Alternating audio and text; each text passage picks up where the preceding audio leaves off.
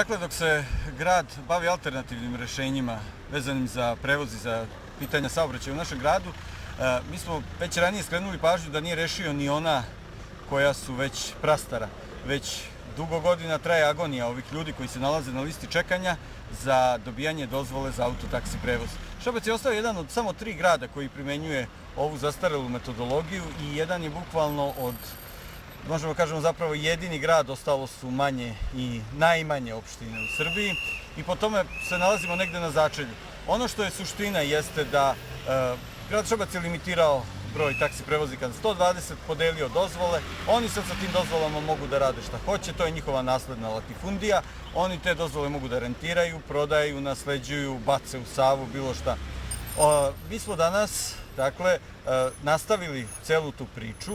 priču kojom pokušavamo da obezbedimo našim sugrađanima koji se nalaze na ovoj listi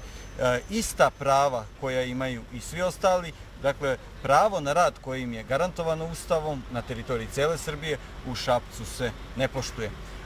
Pošto gradsko veće i gradonačelnik nisu u roku koji im je ostavljen odgovorili na peticiju građana Šapca, mi smo bili prinuđeni da radikalizujemo proteste. Danas smo izašli u ovu protestnu vožnju, ovo je prva, nadam se da daljih neće biti i da će konačno oni koji vode ovaj grad početi da rade svoj posao i onako ga neće još dugo raditi, ali bio bi red bar ovih par preostalih meseci da pokažu da znaju gde su, šta su, da pokažu da su bar trunčicu odgovorni i da bar trunčicu brinu za stanovnike ovog grada.